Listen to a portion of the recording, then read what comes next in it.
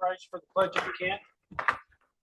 Pledge allegiance to the flag of the United States of America and to the republic for which it stands, one nation, under God, indivisible, with liberty and justice for all.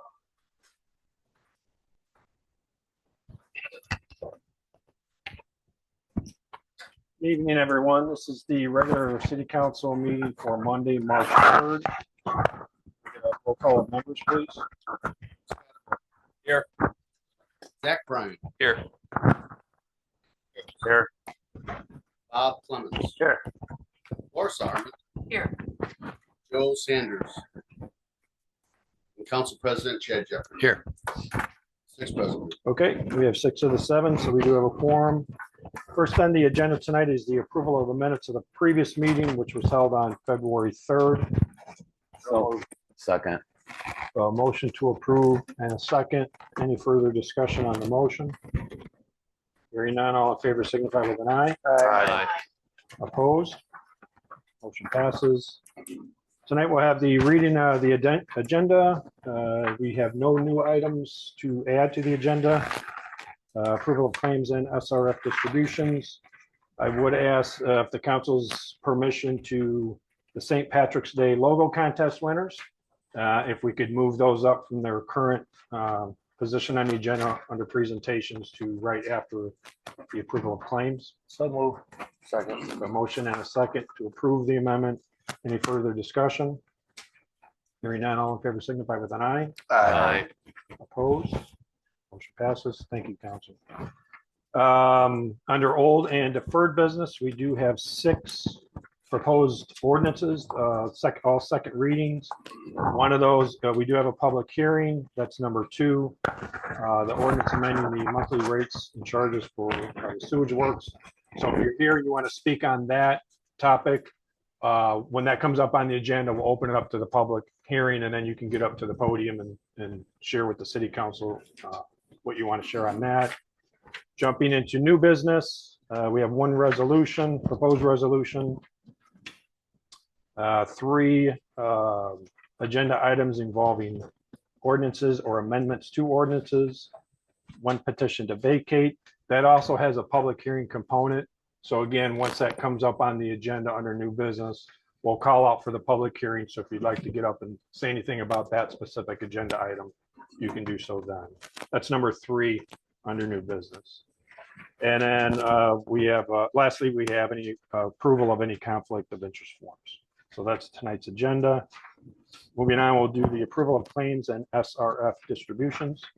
Zach? Thank you. This time around, there were no SRF disbursements. However, I did review the claims and they all appear to be in the normal course of city business. So I'll move to approve them as presented. I'll second that. There's a motion to approve and a second. Any further discussion on the motion? Hearing none, all in favor signify with an eye. Aye. Opposed? Motion passes. Thank you, council. Okay, St. Patrick's Day logo winners. I see some of them here. So St. Patrick's Day is coming up, March 17th. Part of all of this with a parade and day-long festivities on the square. We always entertain, put out to the youth of the community to design their best logo. We get a huge number of artists submitting their renderings, and we always narrow them down to the top 3. Diana? Thank you. This year we had 74 submissions for our logo contest, so it was a very tough decision to pick our finalists. But as we have them here, number 3, Mila. Mila, if you want to come on up there. Hey there, we're going to do a picture with everybody. So our 3rd place winner, Mila is our 3rd place winner. She is going to get 4 passes for the VIP area for the parade. So she can come up by the stage with 4 friends and watch the parade from our bleachers, as well as McDonald's has given a Shamrock Shake and a value meal or for her and her family. Nice.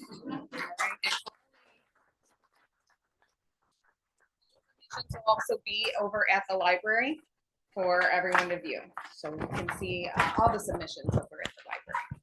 Our second place winner is Damien. Damien, come on up.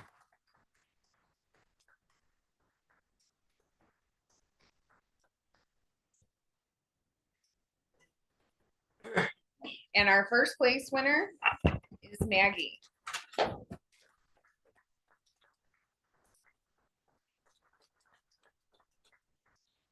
To be the Grand Marshal of the St. Patrick's Day Parade, and she gets to bring 25 friends to join her on the trolley and be the Grand Marshal in this year's St. Patrick's Day Parade. All right.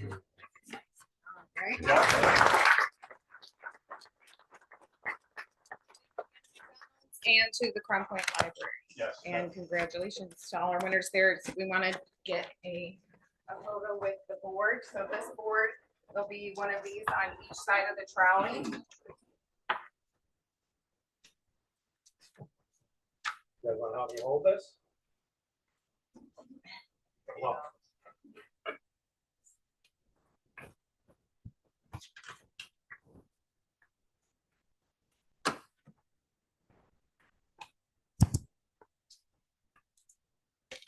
All right, ready? 1, 2, 3.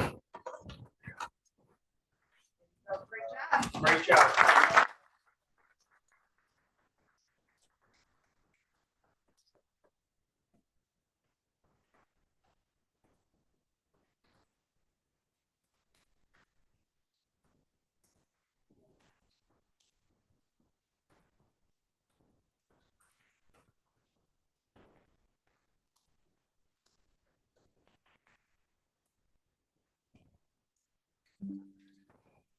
How come it's so long? Okay, moving on.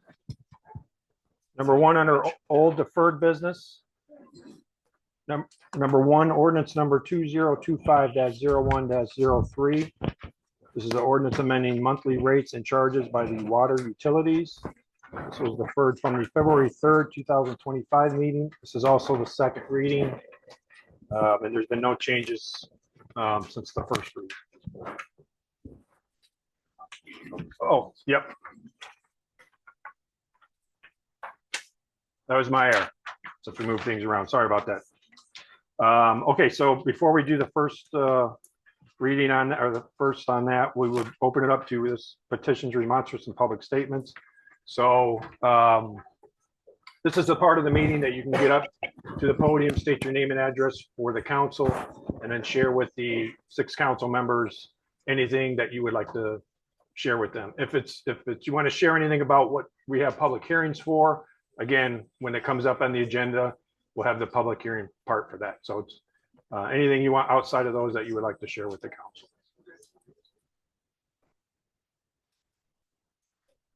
Susan McKendry, 114th Avenue.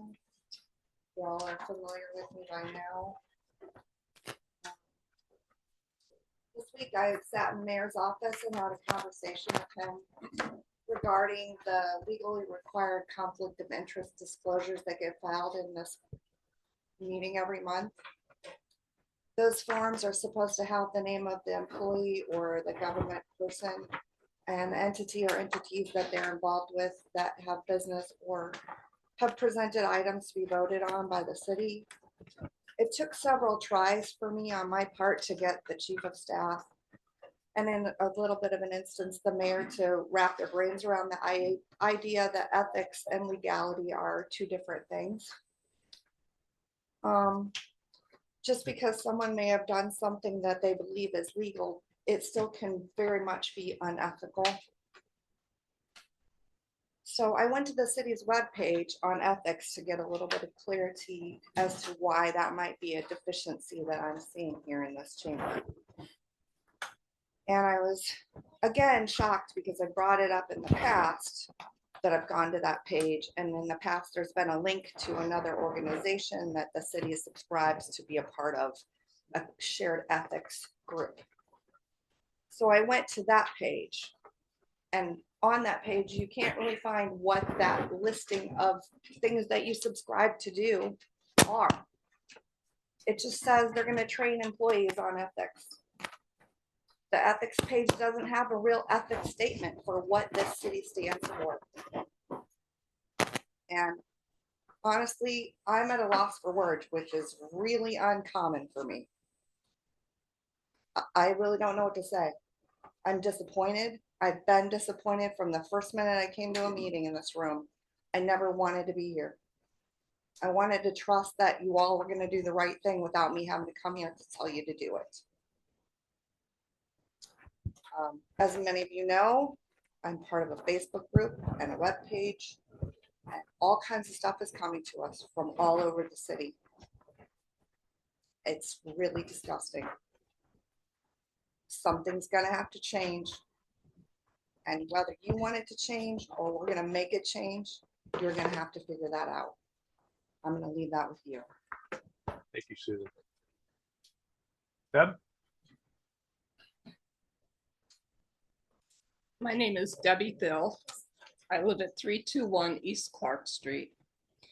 And I'm here to address the Old Trinity Church on North Street. This church building, it's not a church any longer, this church building is just shy of 140 years old. It's historic for many, many reasons.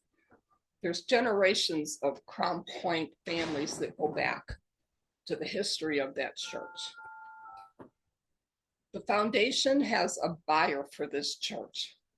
He is more than almost overqualified to restore this building, which has been certified as structurally sound.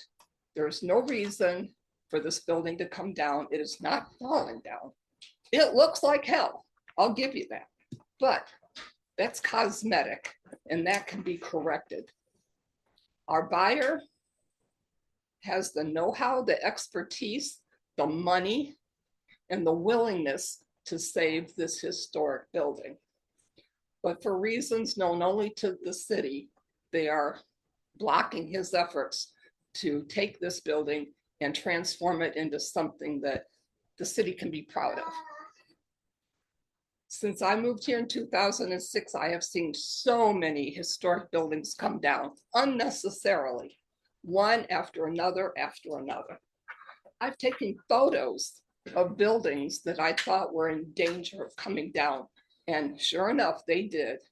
But at least I have the photos that show that they once existed.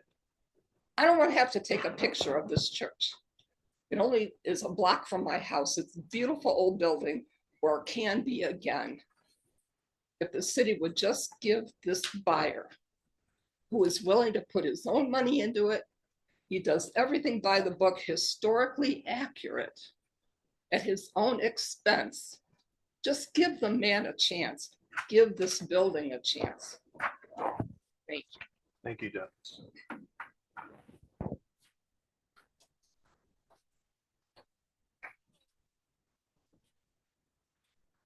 Anyone else? Yes, sir.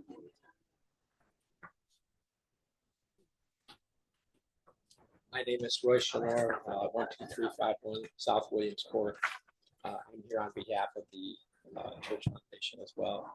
I have some recent current petitions here that were also given to the Board of Works at their last meeting.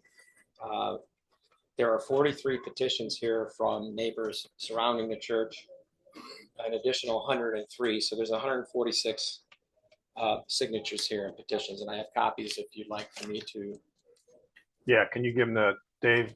There's several different copies. They're all the same. Thank you.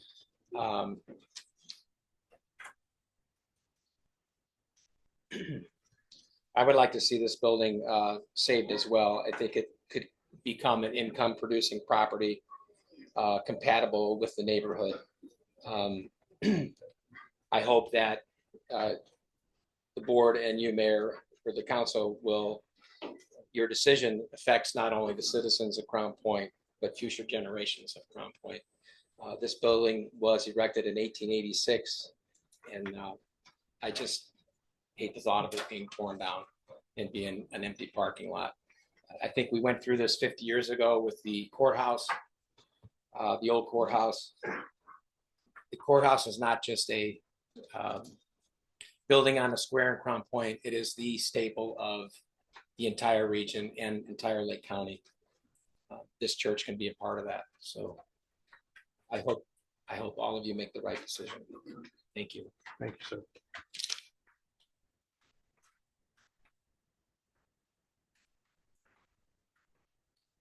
Hello, my name is Blake Swihart. I'm with Indiana Landmarks, 541 South Lake Street in Gary, Indiana. I'm here on behalf of the 1886 Church Foundation to advocate for its continuance as a building. Recently, the Board of Works has approved a low bid of $87,000 to demolish the structure.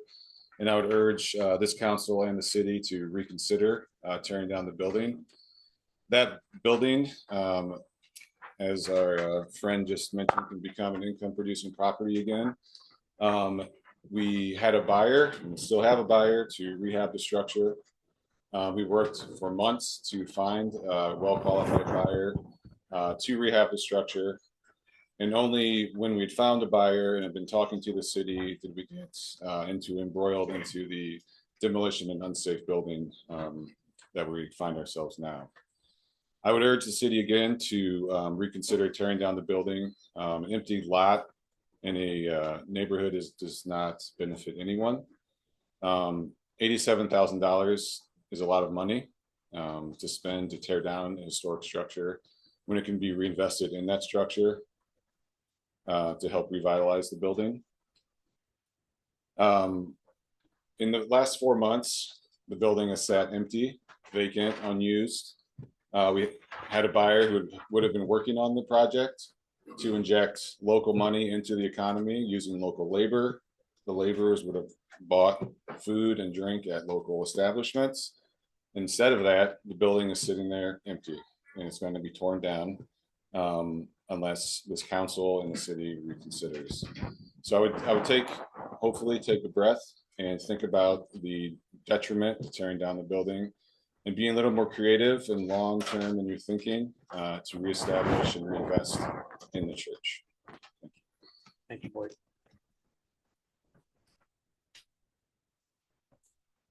Yes, ma'am. Hi, my name is Janine Letcher.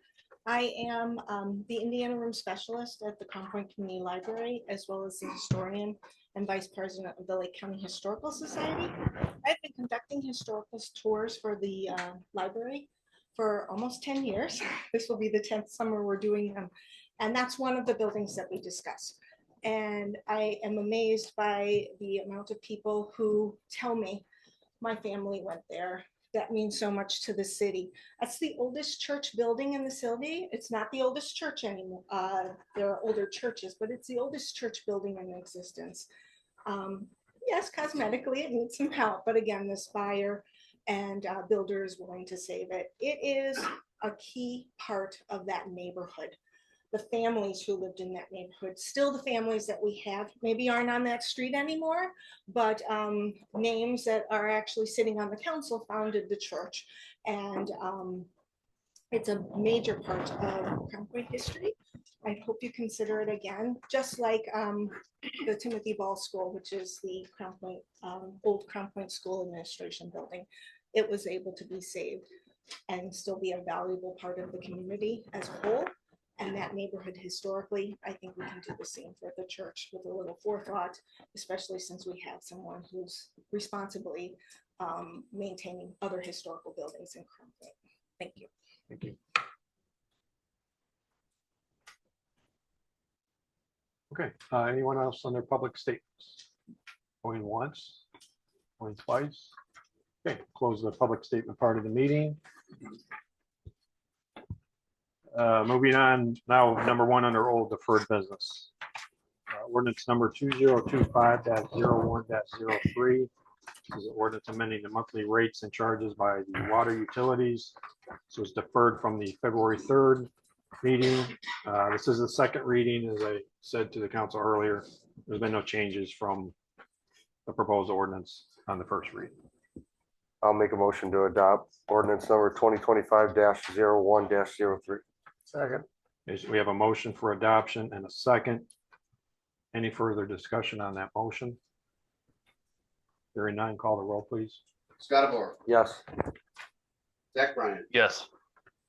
Andrew Carey. Yes. Bob Clemens, Yes. Laura Sarman, Yes. and Chad Jeffries. Yes. 6 yes. Motion passes. Number 2, ordinance number 2025-01-02. This is an ordinance amending the monthly rates and charges by the sewage department, sewage works. This is the second hearing and also the public hearing. So move, Mayor. Well, before we open it up to the public hearing, for those of you that don't know or have attended, we have Al Stong. Al is with Commonwealth Engineers, who is the city's engineer over this project, longtime city engineer. And then on Zoom, we have Greg Garitas. Greg is with FSG. He's been the longtime city's financial advisor. So Al, can you come up and kind of give another recap of the information on this project and what's led us up to where we're at and so forth? Sure. Crown Point is what we call a combined sewer community, meaning our storm sewers and our wastewater sewers are interconnected. In 2008, we entered into a state judicial order to correct these issues as required by IDEM. We've been working to do so since 2008. Recently, we had to amend approach because we weren't meeting compliance. The amended approach is a 4-phase project, and it has multiple benefits to it. First phase was improvements at the wastewater treatment plant. Those improvements are substantially complete. They should be completed in April. That provided much needed rehabilitation to the existing treatment plant, which is outside of the state judicial order, but required, and also provided wet weather conveyance and treatment capabilities at the plant. It did not increase the capacity of the existing plant to treat wastewater. It just increased our ability to handle the wet weather flow. Phase 2 is what we call the downtown interceptor. The downtown interceptor is a large diameter interceptor that we run through the downtown area. We interconnect it with existing sewers. When it rains, those sewers typically overflow into the creek, into the ditches. That's not allowed, and we're overflowing into the interceptor, conveying flow to the treatment facility. Phase 3 and phase 4 have dual purposes. Phase 3 is a southeast wastewater treatment plant. The southeast wastewater treatment plant provides additional treatment capacity. It's phased for 3 improvements. The first improvement is a 2.4 MGD treatment capacity. That capacity is required for growth within the community. Second and third phases allow us to expand those facilities. If we see expanded growth and we can accept that expanded growth, it will reduce our costs. That's one of the reasons we're looking to provide the Southeast Wastewater Treatment Plant, is to provide a potential revenue center to decrease costs to the community. The fourth phase is the lift station and force main. We're intercepting 2 locations within our existing sewer system and pumping that flow to this treatment plant. There's a third lift station as well. These 2 lift stations pump to the third lift station. It pumps to the Southeast Wastewater Treatment Plant. This effectively shaves 25–30% of the existing flows off of the city's existing treatment plant, allows us to redirect it to the new treatment plant. This approach provided us the ability to downsize and shorten our downtown interceptor, which was the original plan. Those are the 4 phases of the project. Are there any questions the council has that I can expand upon? Council have any questions, at least right now for Val? Okay. No questions right now. Thank you. Thank you. Greg, can you hear us? Yes, sir. Okay. You want to also do the same thing? Yes, sir. Good evening, council and citizens. I'd like to, first of all, we've been involved in this for a long time, just like Commonwealth, and apologize if you can't hear me very well. I do have a cold that you shouldn't go visit your grandkids. You might get what they have. But thanks for letting me be on Teams tonight. As you know, if you want to proceed through forward with this project, we are required to enter into phased increases in rates. As you know, we are entering into a bond ordinance for the wastewater utility, and in order for us to have the 0% financing on the first 20 million for phase 2 and the second 20 million for phase 3, we must do this increase. Keep in mind, we also have proposed bonds that through the SRF program that will be a market rate of interest, and that is very low at this point in time. In order to achieve these loans, we've got to raise our rates in step 1, we call it step 2, actually, 3 and 4. Step 4 has been removed from the ordinance. We are not looking at that tonight. We have heard and worked, we've heard from the citizens, we've heard from staff, we know where the market is at this point in time. And what we're saying is we'll review that in a year or so. The rates phase 1s that were put into effect was back in 2022. So we kind of made everybody aware that this was coming and this would be needed. Phase 2 for the phase 2 interceptor project will be something we need to approve now or tonight if in order to move ahead with the loan closing before the state, quite frankly, runs out of money. Because and the reason I call it that is because they have plenty of money in the bank. The problem is they have a ton of communities that need the money in their area too. And these 0% loans are drying up daily at this point in time. So we have also heard from various groups and citizens that we need to be looking at not only the monthly user rates that we charge the ratepayer, but also the system development charge. And as I explained in prior meetings, we constantly review the wastewater and the water utility financial condition. We'll be updating the system development charge, which is only charged to new development. It's not charged to current ratepayers. Once we enter into the construction contracts and are able to sign, seal, and deliver those and be able to use those as part of the process. We've also talked with council and mayor about options looking at talking about the stormwater, and the stormwater will be looking at basically increasing the non-commercial or non-residential units and not the resident units in order to do what we set off to do with stormwater many years ago.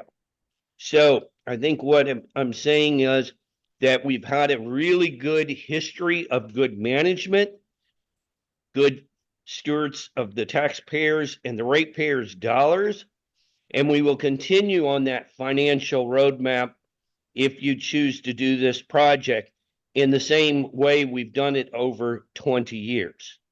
We've enjoyed lower rates because of new development, and we're hoping that this will not drive the rates up further, but development will then come just like it did 10, 15 years ago, and will help keep the rates lower as we go forward.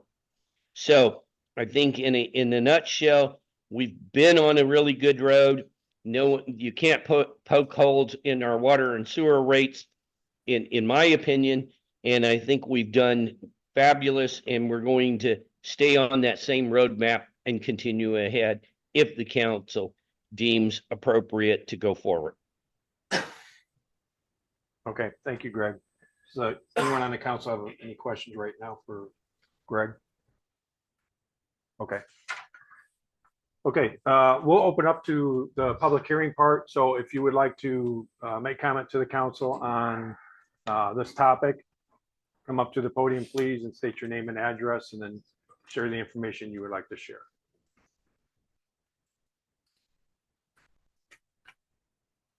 Are you gonna do separate water and sewer, or is it all together? This is sewer.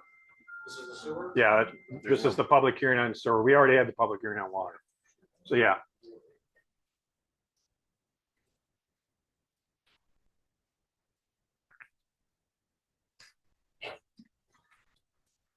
Michelle Kozitis, 225 East 113th Avenue. I stand before you today appalled that you, Mr. Pete Land, would choose to lie to the residents of Crown Point about the new wastewater treatment plant. This blatant deception is unacceptable, and we, the community, deserve better. We demand transparency and honesty from our elected officials, and it's time to hold you and your appointed staff accountable. The truth is non-negotiable, and together we will work for the betterment of our city. During my research into why the city of Crown Point is considering a wastewater treatment plant in the southwest corner, I discovered a memorandum that reveals the city was approached by land developers seeking the significancy enhance the service area beyond what's outlined in the wastewater master planning report. The memorandum also indicates that a second plant in the southeast corner is deemed a cost-effective solution into the existing system issues and facilitates substantial future for growth. You can try and mislead the residents, but this memorandum is irrefutable evidence that the truth is here in black and white. And we have the right to know what's happening in the city of Crown Point. This uncovers another urgent question. Could the land developers in question be John Lawton of LBL Development? Given that his properties are adjacent to the proposed wastewater treatment plant, let's also recognize Edward Hine, who stands to sell a significant amount of land. Then you have Mississippi Parkway Partners, LLC, owned by Dennis Caldwell and Marvin Crook. There is undeniable connection between these developers and the city's plans. And the community has the right to know in full details of these discussions. Transparency is not just important, it's imperative. As we navigate these critical changes, the memorandum states that the proposed expansion service area covers approximately 14,850 acres, with an estimated about 2.5 homes per acre. This roughly is 37,125 homes in this area that could be served by the new wastewater development treatment plant. This remarkable increase in housing demands immediate attention regarding our current infrastructure, the traffic that's already a nightmare, and the overall impact on our community. It is essential for the residents to fully understand the implications of such expansion and engage in meaningful discussion about the future of Crown Point. We will not stand by while you take advantage of our community's future without input. Thank you for your time. Thank you, Michelle.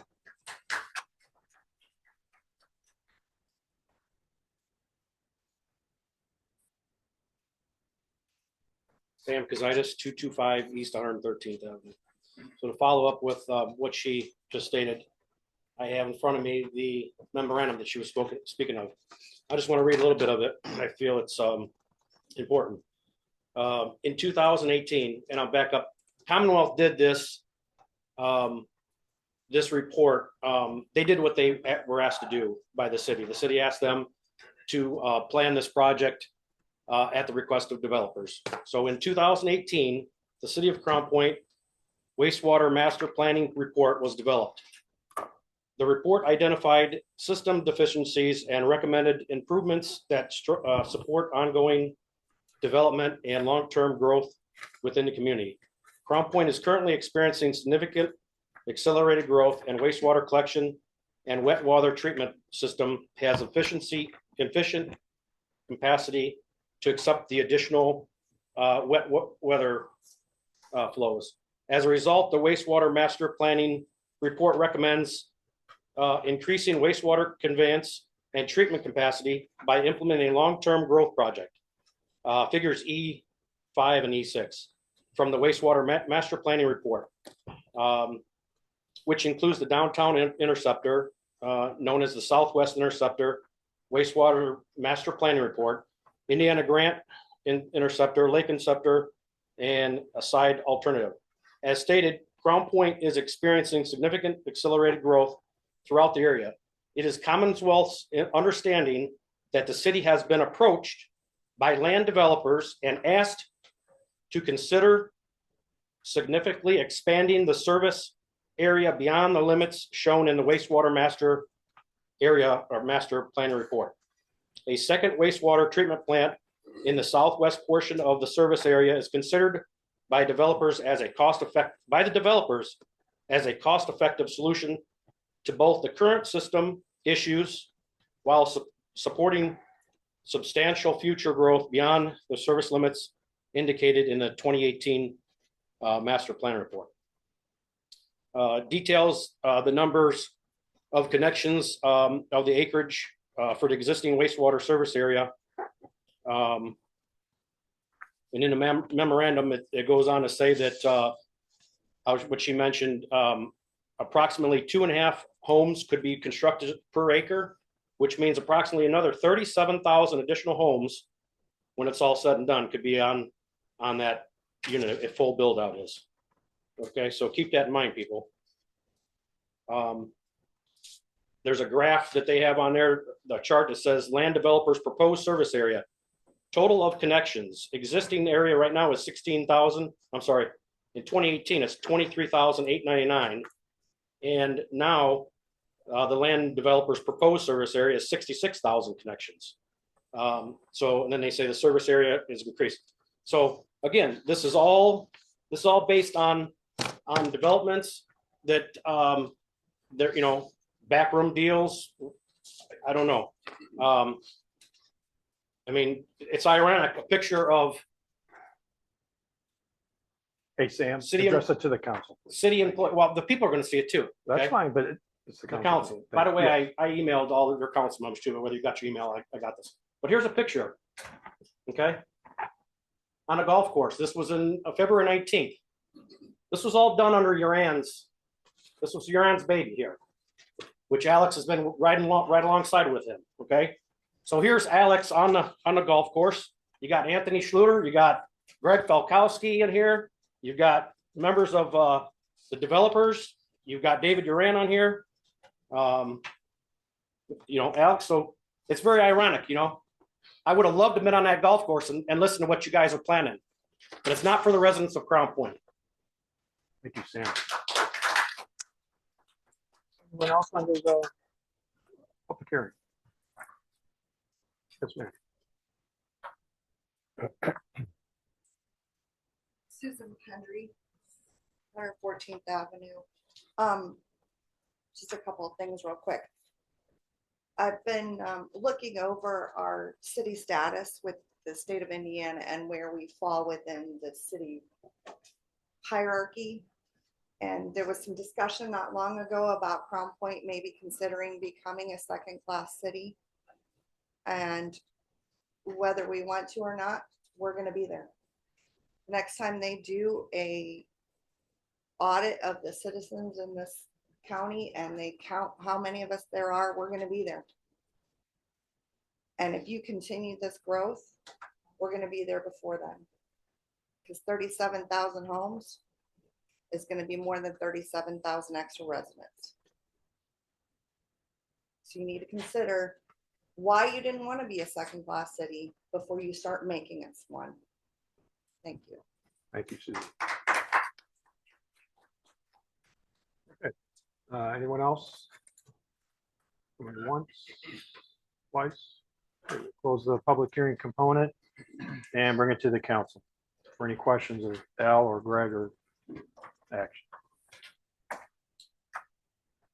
I mean, I guess I've got one. Al, can you address some of the comments that were made? I mean, Sure. I've been sitting up here for a long time, and I mean, I know that when I even first got on the council in 12, you guys have been working with that judicial order from 2008, I believe, that we've been working on this plan going forward. So it's not my recollection that we just first started this in 2018, right? It's been an ongoing process going along. Can you speak to some of the stuff that was in the report? I can. I wrote that memorandum, so I can speak to it. What the previous plan in 2018, the master plan, we did not achieve compliance with our long-term control plan. So we went through close to a dozen projects. We did 5 or 6 projects through the Army Corps 219 program, where we got 75% grant to reduce infiltration inflow, which is wet weather. We put in larger diameter pipe to get flow to the treatment plant. We went through the system and we upgraded the existing lift stations in an economical fashion. The lift stations have limited size, so you can only put a certain size pump in and still fit. We maxed out the flow for pumping too, because you have existing force main and you can't push more than 6 foot per second through the force main. All these things we did, and we did not achieve compliance. So in the 2018 master plan, we looked at the means to achieve compliance. That means was the downtown interceptor and the other interceptors that were referenced.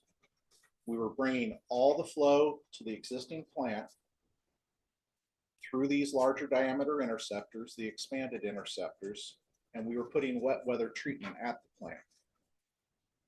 We were not addressing capacity treatment issues at that time. We still had over 1 million gallons per day of treatment capacity. Our acute issue was to address the agreed order. We have a state judicial order that we have to address. We did not achieve compliance. We had to respond to IDEM to identify how to address it. That was how we were going to address it through that report. Then during COVID, we did get called in and we talked to local developers that were looking to put developments in. We sat with the city and we looked to see where growth was going to occur in the city within city limits. That same memoranda identifies existing city limit growth of 75 to 7,700 units. Thank you. We take that number and we multiply by 310 gallon per day, and that's 2.2 million gallons per day. That's more than our existing treatment plant can treat. So we revised looking at a holistic solution. We said, look, we were going to spend $100 million on the CSO issue alone, collection system.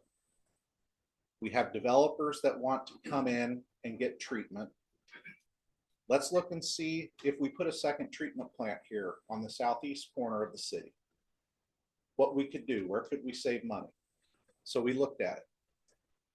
We're able to shave 25 to 30% of the flow off the existing system. It allowed us to downsize the downtown interceptor from over 60 inches down to 48 inches. It allowed us to shorten the length of the downtown interceptor by maybe 25%. So we were saving money on the downtown interceptor project, but we had to take the flow off the downtown area. We don't have to put the east side interceptor in now. We'll have a treatment plant down there, so we save those funds. We don't have to look to put in new lift stations and force mains. This treatment plant that we're putting in is readily expandable from 2.4 to 7.2 to 12 MGD. We're putting in the 2.4 system right now. Existing customers within the existing service area at the time of the 2018 master plan required 2.2. We met with city officials. We went through updated growth projections. Those updated growth projections that were provided to us from utility staff, we don't create the growth projections. We just identify where do we anticipate subdivisions being built, commercial entities. We have a requirement within city limits to provide sewer and water service. These facilities will treat what's required within existing city limits. If these developers outside the city want to come for treatment, you can consider that. You have facilities that can accept that. We can build customers more quickly. Once we build these customers, we can pay our debt. The sooner that we get customers, the more quickly we can pay off our debt, and we can consider beneficial steps to take to the rates. We don't have any room at the existing treatment plant to expand. And we would have to move the flow twice as far as the existing interceptor is in order to get flow from the southeast side within existing city limits, which is required for treatment. The new hospital, there's a 12-inch sewer there. 12 inches does not take a lot of flow. That's what we put in little neighborhoods. So you don't have collection system capacity. If you want to develop your existing service area, not the expanded service area, you need the additional treatment. By putting it on the southeast side, you shorten the conveyance distance, you eliminate other infrastructure improvements, and you're provided with a large open swath of land so that we can build this to readily expand. Again, if you don't want the developers to receive treatment, don't approve it. If they're outside of our service area, it's to your benefit to approve it, because the quicker we can get the customers, the more revenue we have to do the existing debt service. If we expanded the plant from 2.4 to 7.2, it's going to be 50 cents on the dollar, because the infrastructure is put in place to allow me to then put additional tankages for the increased treatment. That's why it was deemed beneficial to the city. So it was a win-win situation. Any other questions? Probably no. Thank you all.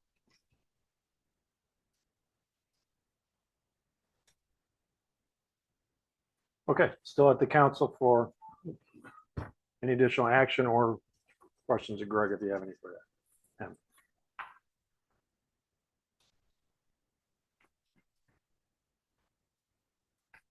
I just wanted to mention, if I may, Mayor, that Yes.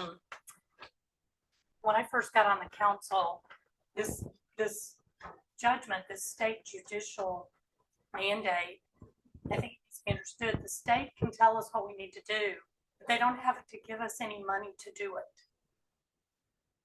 We've been responsible for the capital expenditure on all of this, separating water, stormwater and sewer, dealing with the issues. Any of you have ever had sewage in your basement after a big rainfall? This will help to alleviate that. That's happening because we can't handle what we've got right now with the existing services. My district includes some houses in Briarwood that end up with that problem very often.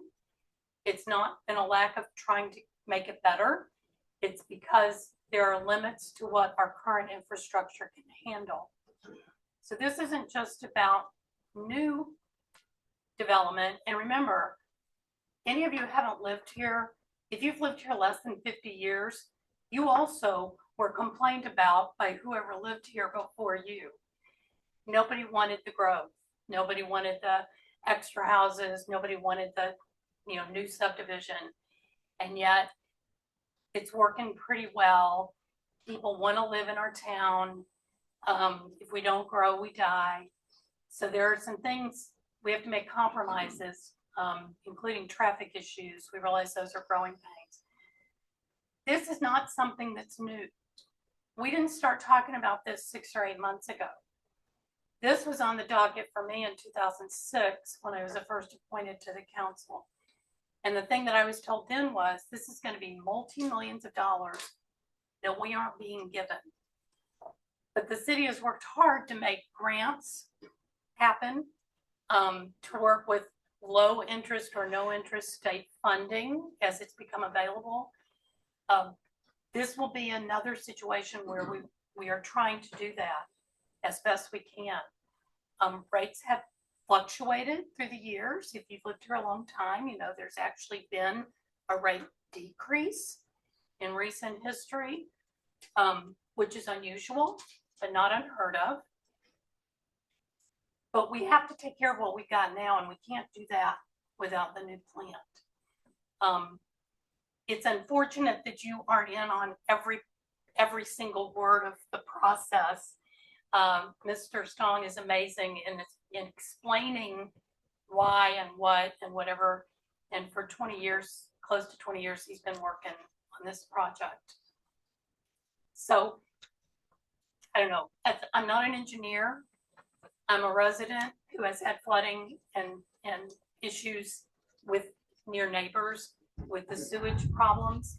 And we're hoping that this will be a long-term solution to some of those things that have kind of had Band-Aid solutions up to this point.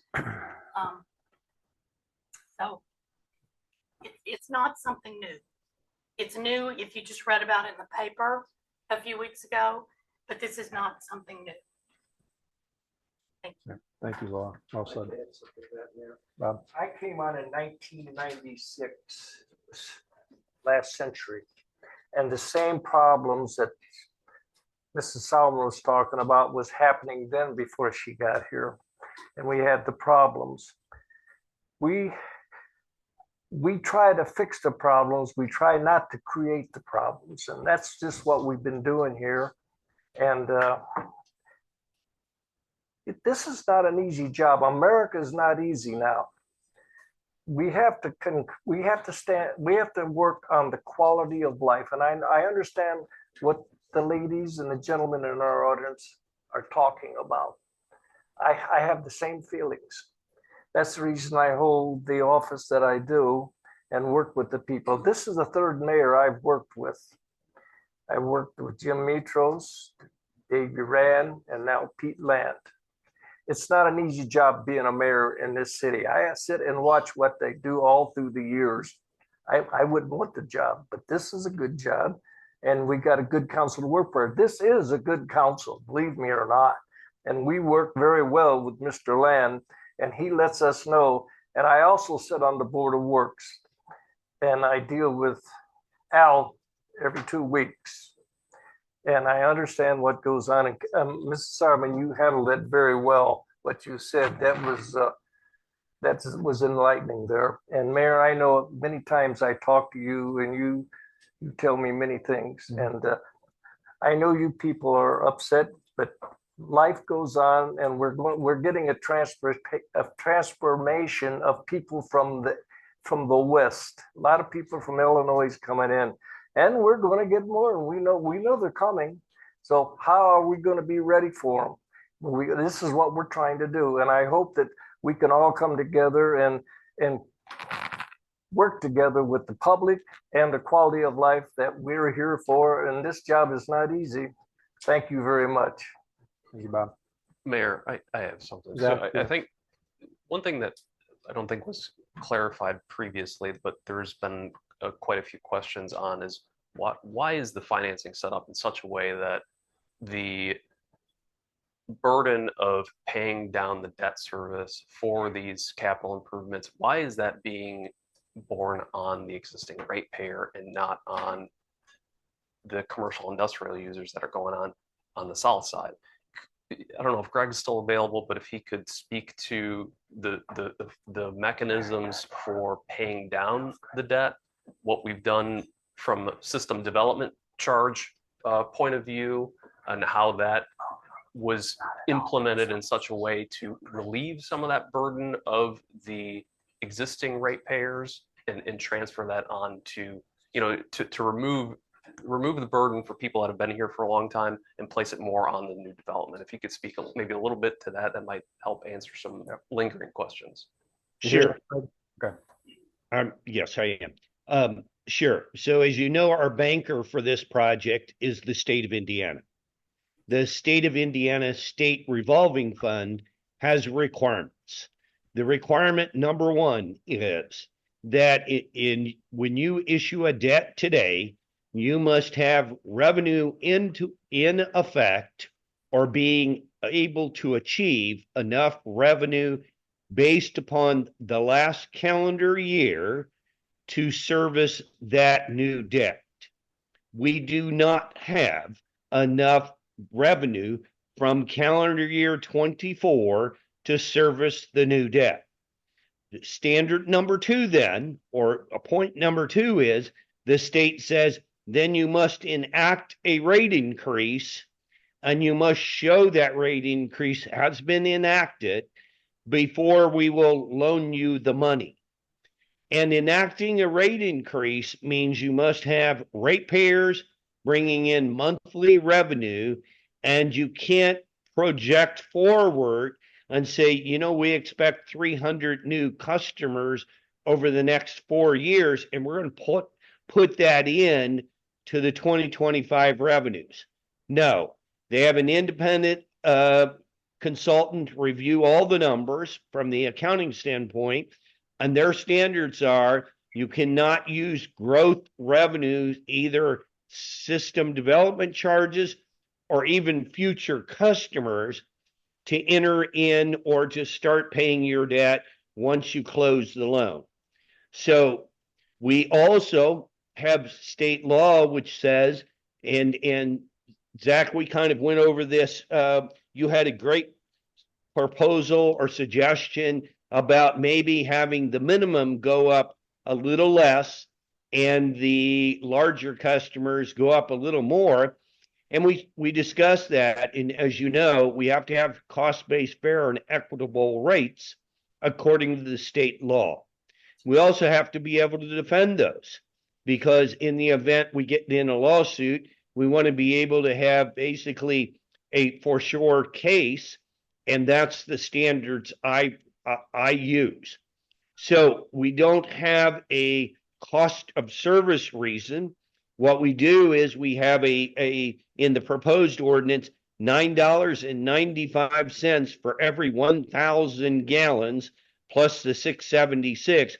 So if you use a lot of gallons, if we get those big gallon users in, they pay a huge bill. So residents are being helped by those large water users, but we don't have that many large water users. We have commercial and those things, but those don't give really large water use. So we do have, the more you use, the more you pay, no doubt about it. And that rate structure has been deemed to be fair and equitable both by EPA Region 5 and IDEM in Indianapolis. So that's the way they believe that wastewater rates should be basically implemented. And we've been going with that. The more you use, the more you pay for 25 years. That answers that. So if those future revenues become real revenues, as we've told council, we're going to keep an eye on this constantly. And once they become signed up customers and they're paying the bill, sure, we can make an adjustment for it. So does that help? Yeah, that does help. I guess one follow-up then is previously the council has adopted a surcharge on fees for wastewater treatment outside the corporate boundaries of the city. So if this extra capacity comes online and we're able to treat these flows, those houses that already exist that could potentially, that are in our service territory and are able to be hooked up to this new treatment plant, would it be unreasonable to say that they would be, in a sense, subsidizing potential rate increases, preventing rate increases on existing residential consumers or residential users for the wastewater side? Yeah, let me answer that. I probably would not use the word subsidize. What I will say, if they're using our system and they're outside the city limits, they will pay the 25% surcharge that is now and has been in effect for many, many years. As I told council, the IURC made it official that they believe the maximum number should be 15%, but we were grandfathered in before that law got changed or that statute got implemented by the IURC. So we're still allowed the 25% surcharge. What that really helps is the fact that they're not in the city. It brings more water, more revenue into the water, but it's compensating for things like only part of the mayor's salary comes out of the water. Only part of your all's salary comes out of the water. So it's compensating for those events. Therefore, I do not use the word subsidy, but it is bringing in more revenue to the water or to the sewer utility. Does that make sense? Yes, thank you. And I guess one more thing, and I'll turn it over to someone else. So when this was presented previously, this was also this wastewater improvement plan. This was also presented in a way of potentially benefiting the water service side too. So if you're able to treat flow and discharge it into the current Great Lakes drainage basin, we're able to get water from Indiana American Water into areas that otherwise wouldn't have been able to access it. And from what I can gather, there was also a benefit from a water negotiating standpoint by having this wastewater treatment plan as an option, because you can use that as, saying we're a large consumer now for Indiana American Water, and we can use that as leverage for buffering future rate increases. That's still the case, correct? So I think that would be important for people to understand as well too, if that's accurate. Great points. Thank you, Zach. That water increase, we haven't increased. We increased our water out of sewer. When was the last time we increased that? The sewer? Yeah. We've had 3 increases since 2009 on the sewer side. 3. And how many on the water? I don't have that, didn't bring, but it's We didn't 5 have that, we didn't have that many on water. No, we had more than we did on the sewer. Yes. And the sewer was kept, the council was able to keep that rates lower because of the new development and the fees that were being collected from the new development per EDU. The city brought that money in and applied it towards the cost to help keep the rates low. So it was the new development that was keeping the rates low, that the council only needed to increase it 3 times. Thank you. So through the chair, is the public hearing closed? Yes, sir. Okay. Can I have the floor? Yes. Based on the recommendation of of engineering and our financial advisor, and keeping in mind that we can still have discussion once a motion is made, I move to adopt ordinance 2015-0102. Okay, we have a motion to approve. Do we have a second? We have a second. Any further? 2025-0102.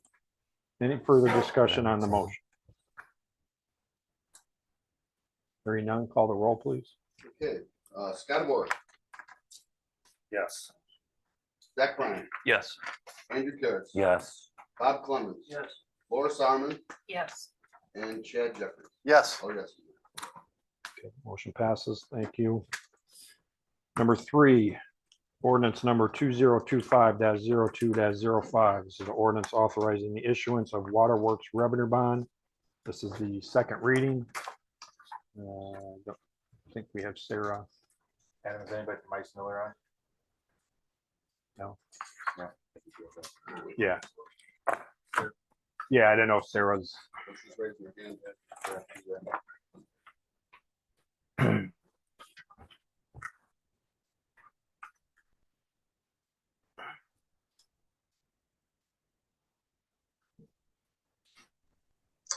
All right, good evening, everyone. This is Sarah with Ice Miller, and I apologize. I'm joining from the road this evening. It's a popular evening for meetings. In front of you this evening, we have both bond ordinances for both the water and sewer financings. These are SRF financings. No changes from introduction at the last meeting. The only news that we really have to share that's a little bit different is that we do have pre-closing and closing dates set with the SRF. Things were a little touch and go there for a little bit because of the federal funding pieces there. So really happy that those closings have been scheduled for June. Okay, thank you, Sarah. We'll bring the ordinance proposal to the council. So move, Mayor. Got a motion to approve? 050205. Okay, we have a motion to approve. Do we have a second? I'll second. And a second. Any further discussion on the motion? Hearing none, call the roll, please. Scottabore. Yes. And Zach Bryan. Yes. Andrew Carroll. Yes. Bob Clemens. Yes. Laura Sarman. Yes. And Chad Jeffries. Yes. Oh, yes. Thank you, council. Number 4, ordinance number 2025-02-06 is an ordinance authorizing the issuance of sewage works revenue bond. Also, second reading. Move, Mayor. Motion to approve, Yes. Bob? 0205, 0206. A motion to approve. Do we have a second? I'll second. And a second. Any further discussion on the motion? And this too Yes, has no Laura. changes from the first reading. Sarah, can you confirm there's no changes from the first reading on the sewage? That's correct. No changes.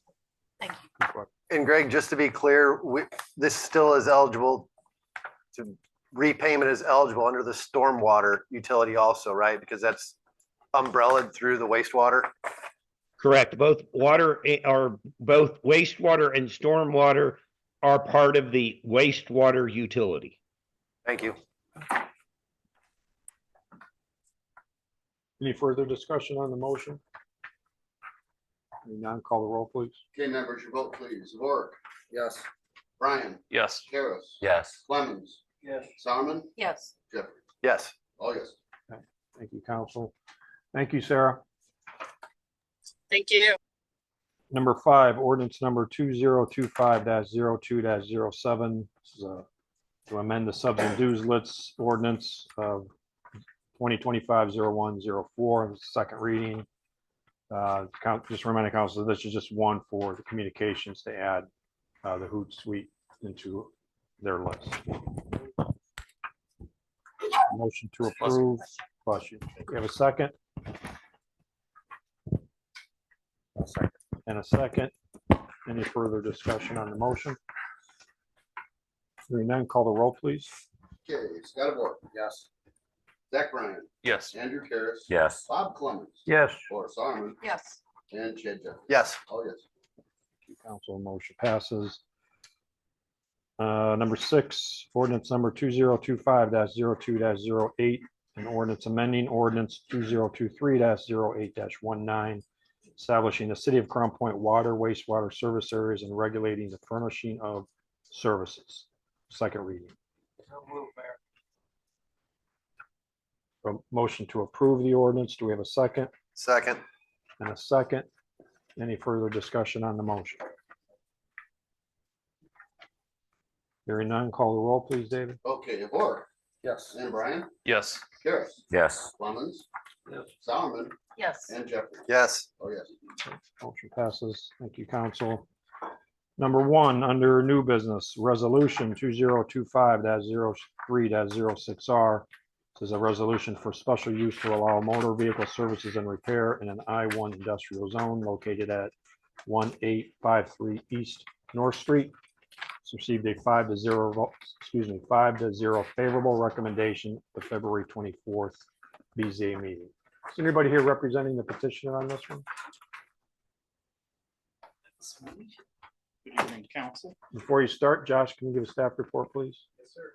Petitioner is requesting a special use for motor vehicle services repair in I-1 industrial zone. Approved, the petitioner will open and operate a motor vehicle repair shop called Sinelli Automotive. The property is located at 1753 East North Street on the 109th Street Business Center subdivision directly to the north of North Street.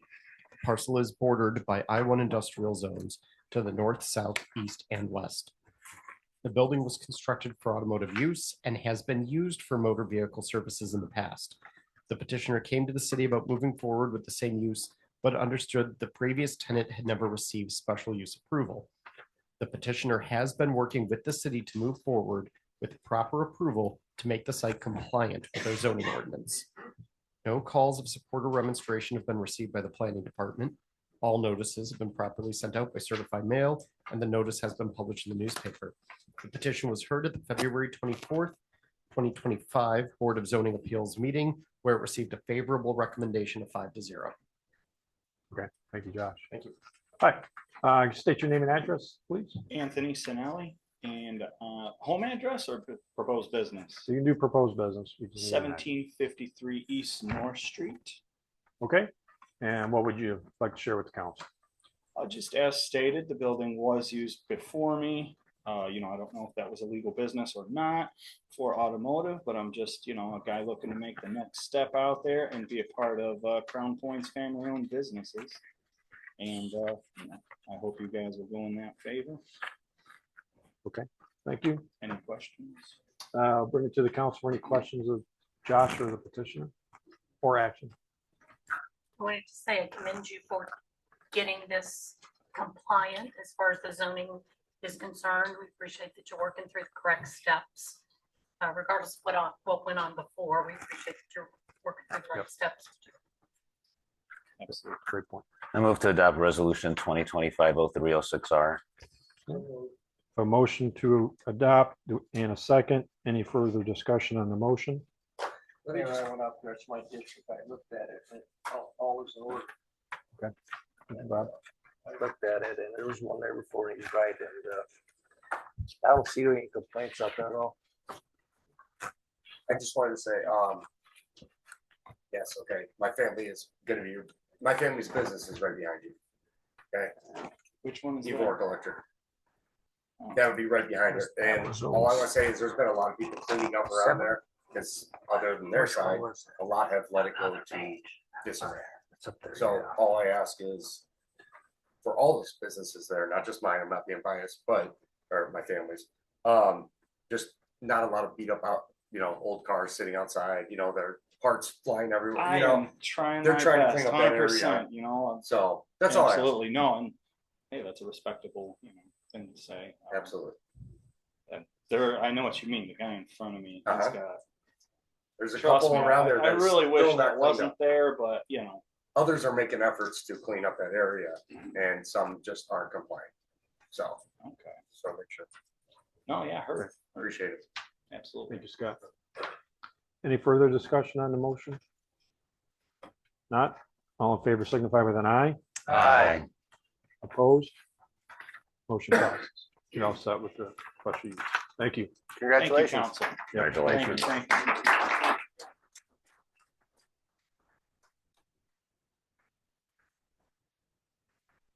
Number 2, ordinance number 2025-03-10, an ordinance adopting Is the this planning on the unit right? development district and zone change for the Greenview planned unit development.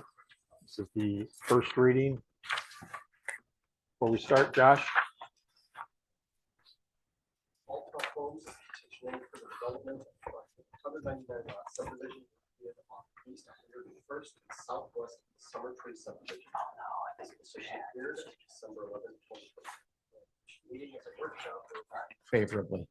Then came back to the Plan Commission on May 13th, 2024, received a favorable recommendation, which was adopted by City Council. Property consists of 152.921 acres of land between 101st Avenue and Niles Ditch, located on the old Summer Tree Golf Course. The final plan shows a combination of single-family homes and paired cottages. The project will also be constructed in phases, with phase 1 being less than 40 lots. The largest point of contention about the development was points of access and trying to prevent the majority of traffic from going through the existing Summer Tree development. The petitioner has also had a workshop presentation to help demonstrate that the petitioner is working diligently with the neighboring property owners to obtain additional access to Greenview.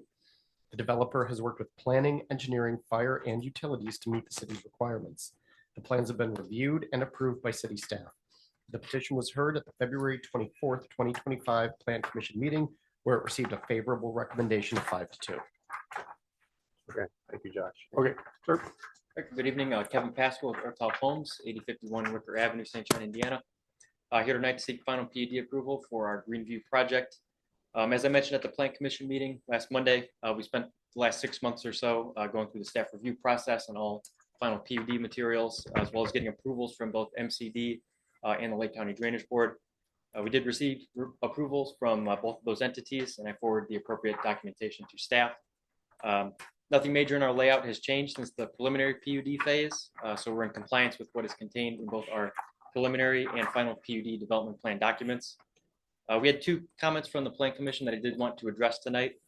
The first comment concerns the maintenance of the outlots that will be covered by the HOA for the community. It was requested that we add language into our covenants to specify what maintenance responsibilities are required for each outlot. We added that to section 5.02 A of our covenants, which details maintenance matters for the HOA. We've also created a maintenance map for the community, which we usually do complete closer to when we actually create the HOA for the community. And the map details out what is contained in each outlet and if there's any maintenance required. I forwarded both of those documents to Josh and Ben this afternoon. If you'd like, I could walk through the language and the community map more in depth. The second comment concerns the entrances to the community and the timing of the installation of each. So I will reiterate that we do still plan to develop this from north to south, but we have changed our plans for the first phase of this project since last week's Plan Commission. In order to simplify things, we're going to expand our first phase to include both entrances for the project, instead of having the first phase with a limited unit count and then installing the second entrance on a future phase. So this would then satisfy section 151.27K of your subdivision control ordinance, which states that a subdivision or subdivision extension containing 40 or more lots will require 2 or more points of access. In terms of ownership of the second entrance, as we stated last week, we have a signed purchase agreement with Providence for the parcel at the southern intersection of 105th Avenue and California Street. There was some concern about that at the meeting. However, we fully committed to that from the beginning of this project. It's been part of our engineering plans, and then we've even had Providence submit an application as part of that project since they are still the current owner of that parcel. So the terms of the purchase agreement had stated that we would close on the parcel once we did receive government approvals. However, we do have the deeds for the parcel swap with Providence, and they're written and they're ready to go.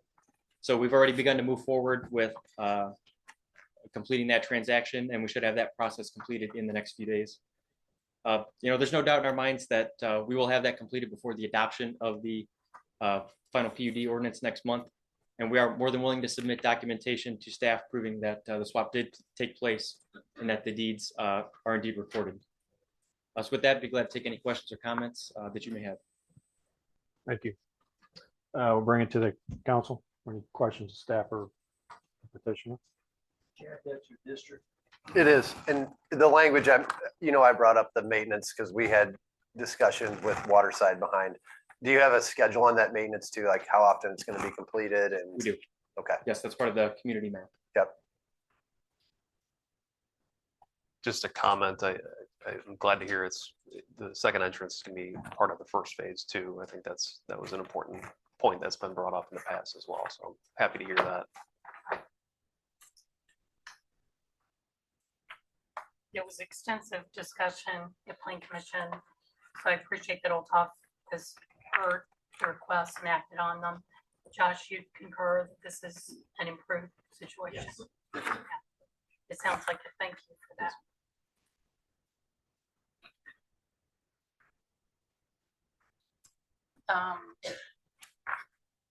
Mayor, So, you ready for a motion? Yes, unless there's more. but we can I do it make under a discussion. motion to read in title only and hold over for second reading of ordinance number 2025-0310.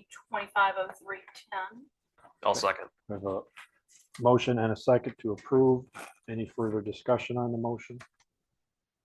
Hearing none, all in favor, signify with an eye. Aye. Opposed? Motion passes. See you next month. Yep, thank you. Number 3, petition to vacate. A petition to vacate a portion of Rochelle, Monitor, and Hoffman Streets. This was announced at the February 19th, 2025 Board of Works meeting. This is the second agenda item that we will have a public hearing component to it. Joe? Mayor, if I may, just Yes, before Zach. we start, I have a personal interest in this, so I'm going to recuse myself from this portion of the meeting. Okay. Record reflect that. Thanks, Zach. Evening, Mayor, Ernie, all right? members of the council. How are you? Good. Good. I'm here on behalf of the city tonight, representing the city in regards to the certain petition to vacate road right-of-ways filed by a property owner. The petitions filed pursuant to state statute, as the council probably is aware, we've done these in the past. The only body that can vacate a right-of-way is the council. So that's why the petition's in front of you. I'm here to answer questions on behalf of the city. However, the essence of the petition, and the petitioner is here tonight, he has to present his own petition. I don't know if he has a representative or not. But lot 9, and I tried to submit as many drawings as I could so the council was aware and had a visual on what's being requested. Lot 9 is owned by a Daniel Travis. And that lot 9 is surrounded by, on 3 sides, by undeveloped Ruchley Street, undeveloped Monitor Street to the south, and undeveloped Hoffman Street to the east of the property. So that lot is surrounded on 3 sides.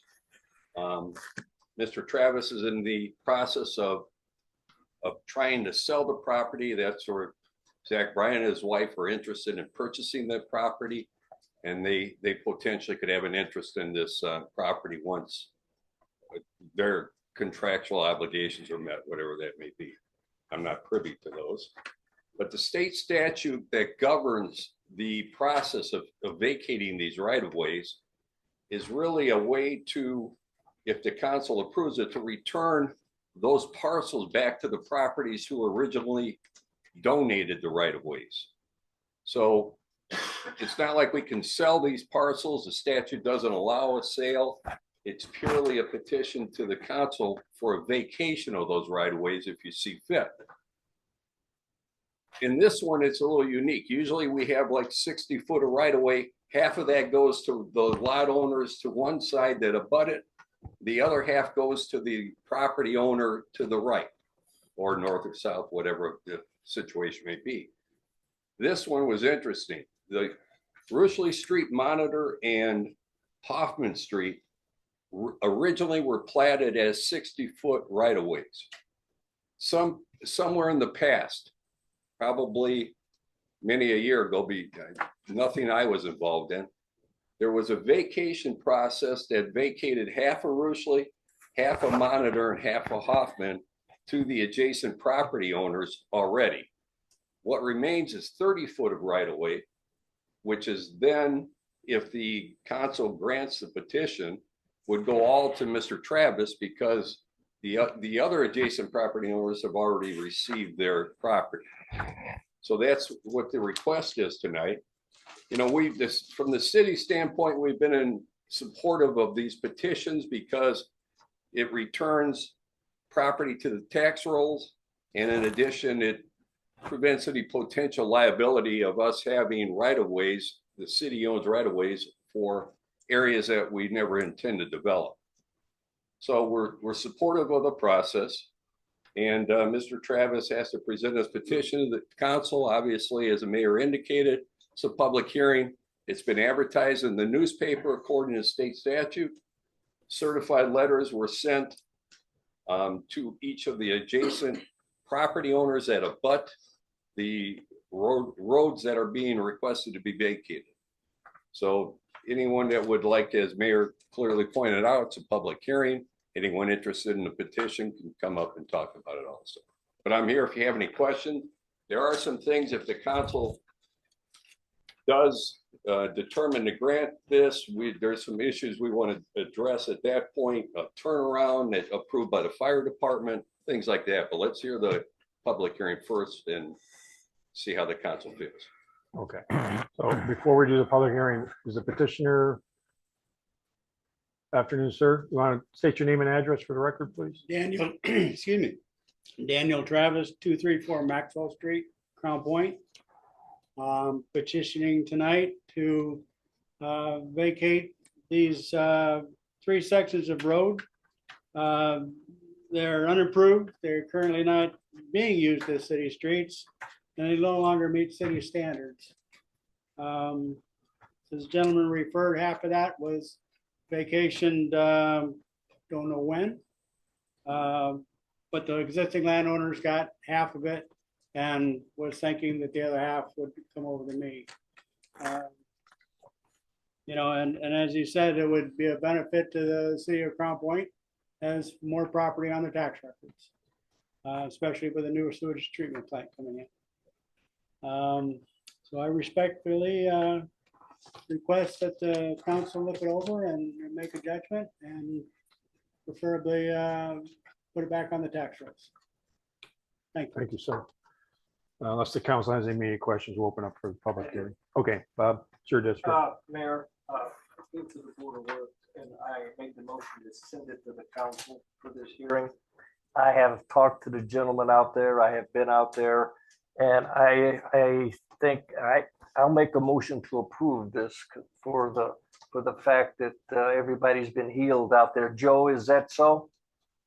I think so, but we may have some individuals here tonight that wish to speak. Yeah, I've spoken with a number of people. Well, then I'll withdraw my motion. Yeah. I tried to give as much information as I could on behalf of the city, but I don't know if anyone's here tonight. Okay. Yeah, we'll come back then, Bob. Thank you. Okay, we'll go ahead and open it up for the public hearing. So if anybody would like to speak on this proposed agenda item, as always, state your name and address, please, and before you speak. Good evening. My name is Amanda Calabrese. I live at 350 West Dahlgren Drive. I've been a homeowner, townhome owner for a little over 13 years of Beaver Dam Village.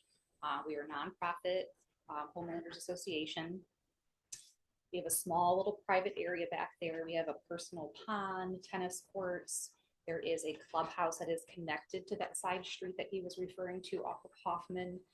It is a small little access road, but it's the only access road that we have to our clubhouse, which means that we have Christmas parties, family birthdays, lots of events that are active there in our community. We just want to make sure that if any roads are widened or put through, that it is not hindering access to our clubhouse. It is very important. That's the only in and out area. It is completely secluded off, and that's the only access that we do have. The wooded lot has been sold. Property is their property.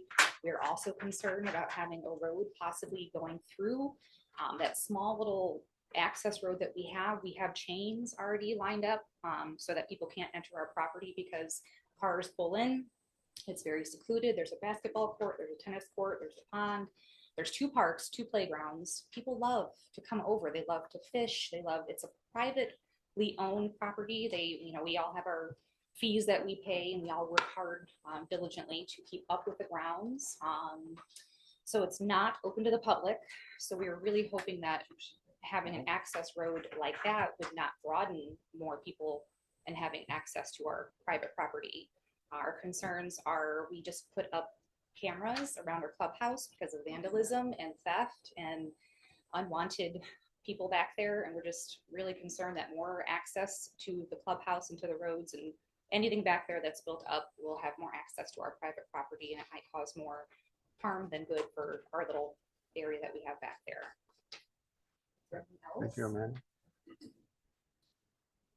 We just, like I said, hopefully just make sure that we have a surveyed stake area of exactly where it's going to go, because we went out there and we looked. We really couldn't tell. We were kind of guessing of what was on the maps because it wasn't 100% clear, but I'm not good at reading maps at all. But we like something at least surveyed out so that we can see exactly what you're looking for and what they're looking for, and making sure that there is no limited access to our clubhouse into that road, so we can actually make sure that our guests and our families are able to use what they're paying for every month in that property in that area as well. So, thank you. Thank you, Amanda.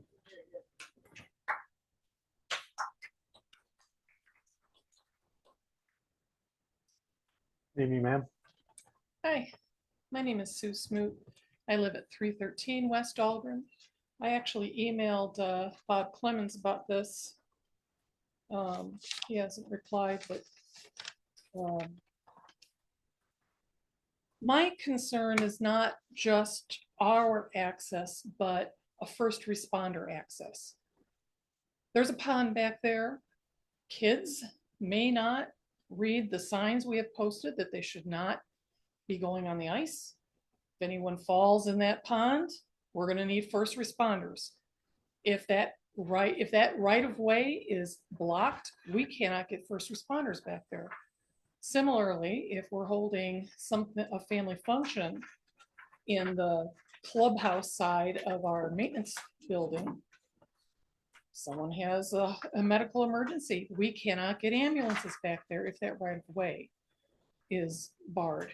Or if there's a fire, I don't think that, is it you that's buying it?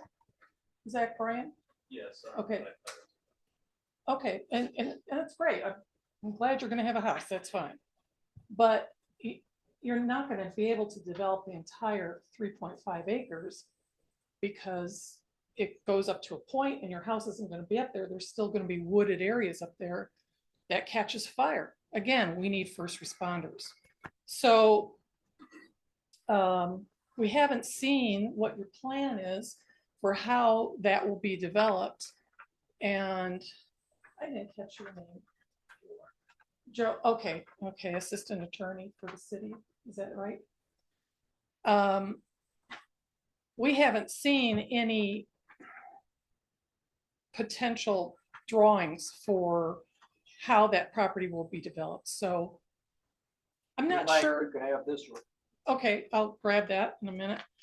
I don't understand why it has to be accessed from Hoffman. If you look at Google Docs, at Google Earth, Monitor has a cul-de-sac that ends at the southwest corner of his property. So why can you not just have a driveway from the Monitor cul-de-sac? Why does it have to go through the original driveway for the Bowman Farm? That's the property that Beaver Dam's on, is the old Bowman Farm, the old Bowman pond. So just a couple additional concerns in addition to what Amanda said. We are 60 units in Beaver Dam. So that's 60 potential residents who are being affected if this right of way is withheld from us. So would ask you to please consider the life and safety of our little community. Thank you. Thank you, Sue. Yeah, we'll get that. Sir, can you, sir? Yeah, can you just, thank you. Can you state your name and address? Justin and, Sir? yeah, Can you state your name and address, please? Crown Town. Justin Plumley, 317 West Dahlgren. Okay, perfect. Thank you, ma'am. Okay, Justin, go ahead. I'm sorry. So anyhow,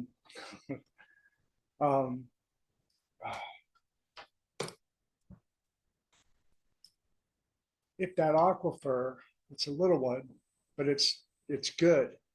All right, if we lose it, we really lose it. It will be gone, and that's the sad, say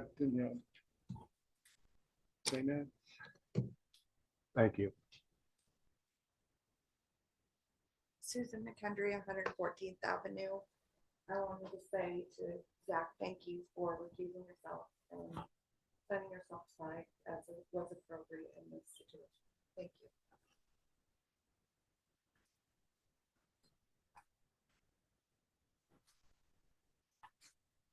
Bree, good evening. Okay, I have a lot of dumb questions. I'm really good at making coffee, but I'm not good at the, okay, so can I ask questions or do I just make a statement? Yeah, and you can ask the council questions. There's one thing I'm going to have Attorney Ira clear up that. Name and address. Oh, I'm sorry. Name and address. Oh, Brienne Zolfo, 1 North Court Street. Crown Yeah, Point. but you can ask the council. Okay, so I have the drawing on my phone. So for it to vacate Hoffman, that means, like, what's a dumbed down version of what that means? Like to vacate Hoffman, how does that affect the whole Hoffman Street? It's only vacating it past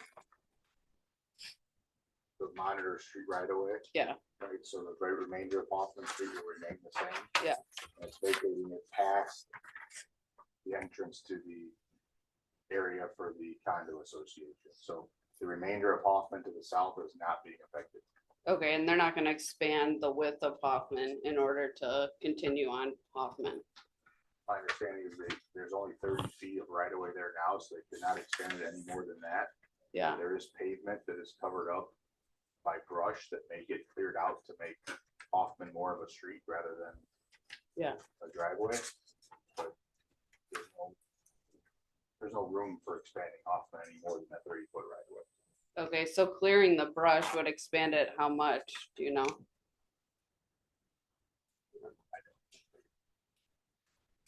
Okay, and then after the gate would be vacating it means what? The vacate after where the gate is for Beaver Dam? Vacating it means that it won't be city right away anymore, so the city wouldn't be able to put a roadway in that vacated portion. And that vacated right away would then go back to the adjacent property owner. So everyone, including the 2 property owners on Hoffman and Beaver Dam, would all have normal access to that, to Hoffman Street.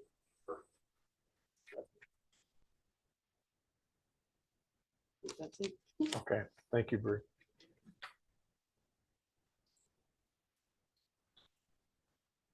Okay, anyone else under public hearing? Yes, ma'am. Okay. Hysta, 317 West Dahlgren. I've lived in Beaver Dam for 18 years and in Crown Point since 1979. Yeah, we are 60 tax-paying units. It's a wonderful community to live in. Lots of families with children, lots of retired folks as well.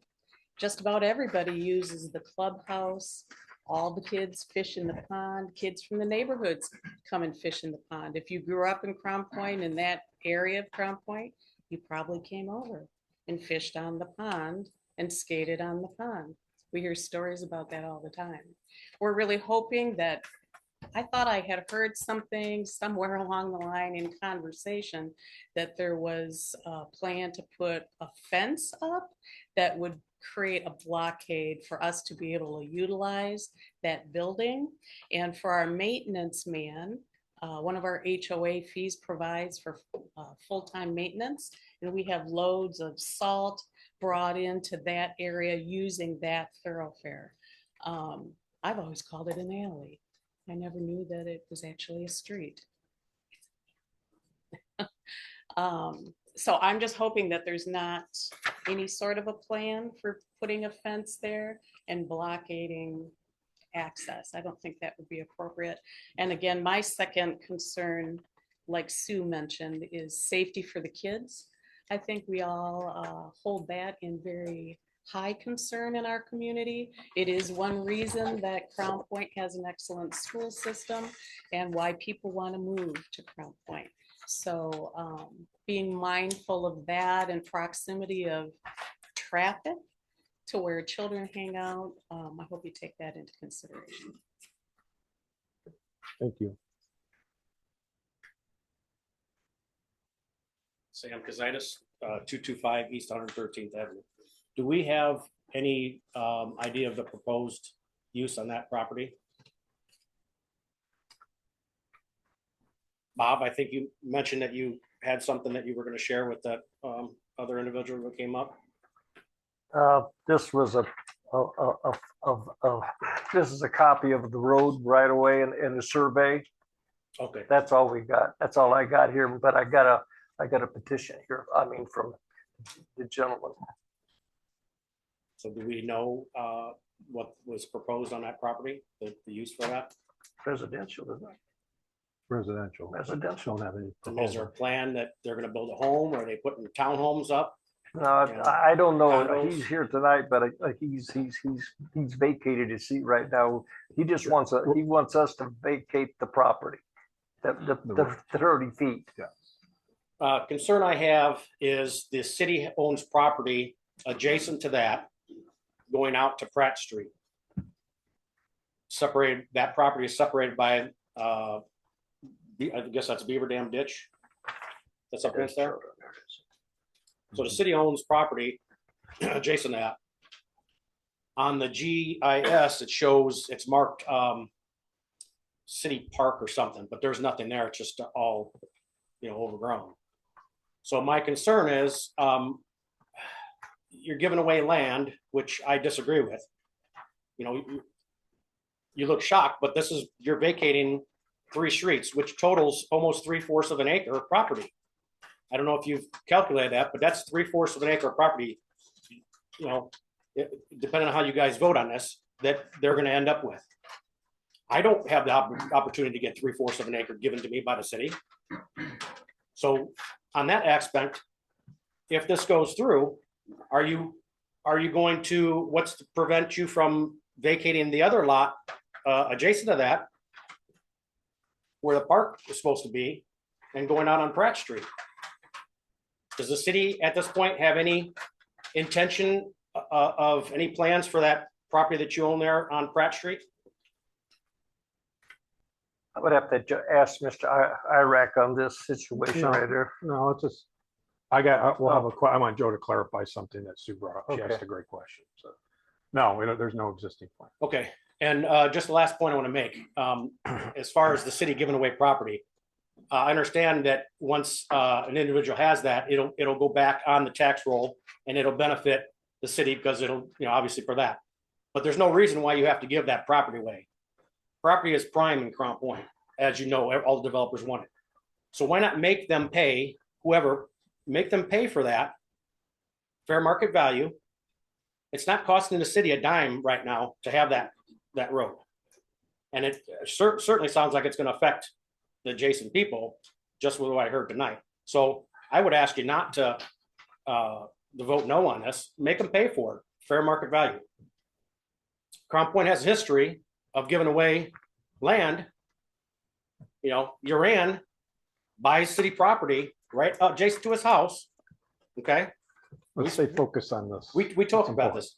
No, this is to this.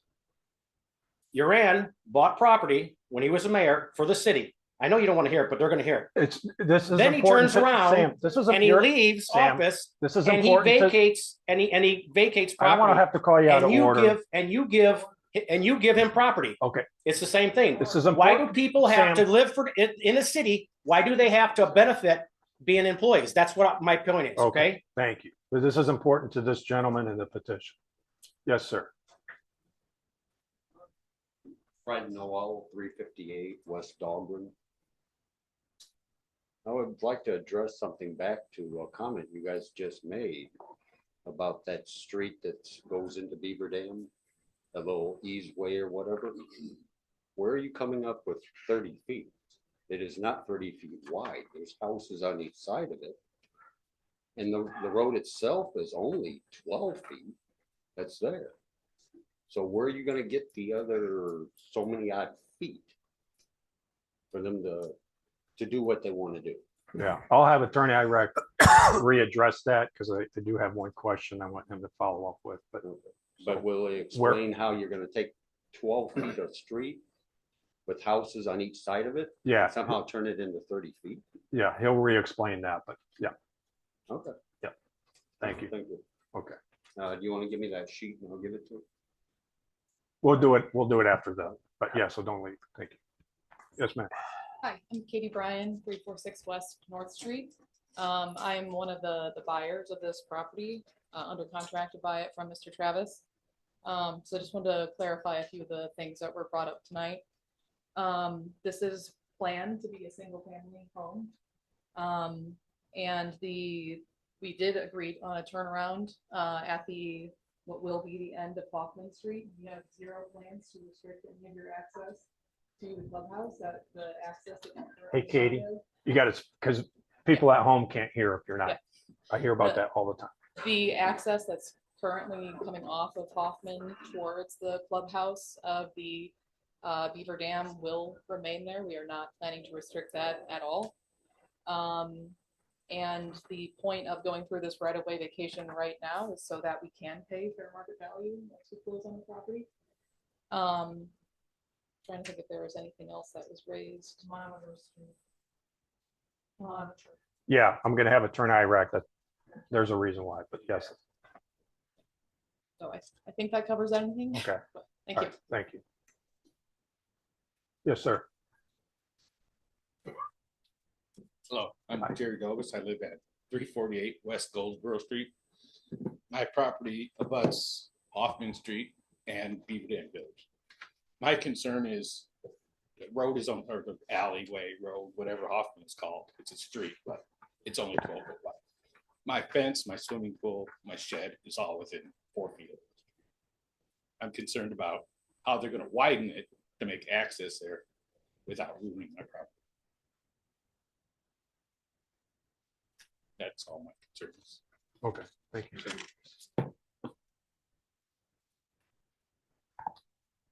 Okay. Any other? Okay, we'll close the public hearing part.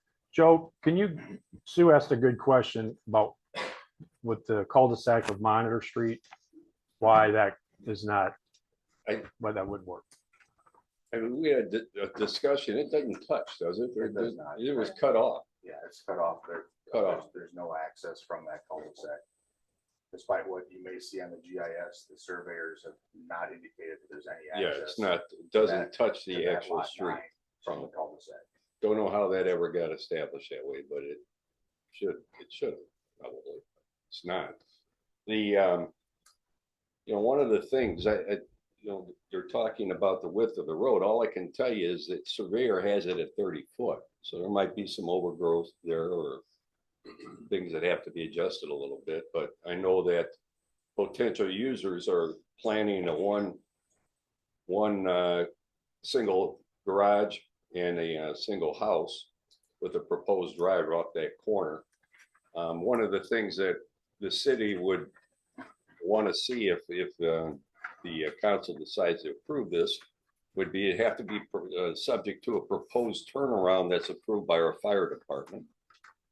And it would have to be, that proposed turnaround would have to be reduced to an easement that would go to the city. And we would have to record that document. That way we'd have control over that turnaround there, and it would be something that we'd want to make sure that we have control over as a city and not the homeowners. That should prevent the situation that some people are worried about cutting off access. This turnaround would allow us to provide access in the Beaver Dam, and certainly have no reason to doubt what's been said about how they're going to develop the property. Yeah. So the first point about that turnaround has been reviewed with the fire department and fire department approved. Secondly, we have to distinguish what the right of way width is compared to what the roadway width is. I understand the roadway width is not 30 feet. The legal right of way is 30 feet. The roadway may be much smaller. Okay. There was a comment about giving this property away, and I just want to make it clear that this property was taken from this lot. It was dedicated from this lot for the roadway purposes that are never going to go in. So all it's doing is giving it back to where it was taken from originally. So it's not giving it to somebody else. It's not just giving it away. It's giving it back to the original owner of that property. And that's the purpose of the statute. The statute takes into account when it's returned to the property, it's returned to the property that once gave it away. So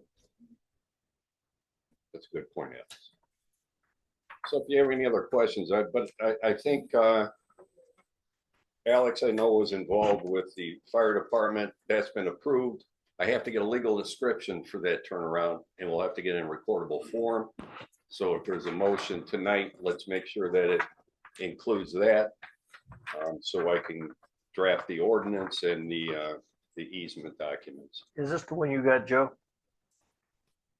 I had about 3 gyrations of diagrams. The last one that I had, the clerk's office kindly provided was the one that's got the outline in the red, and it shows a proposed turnaround on the southeast corner.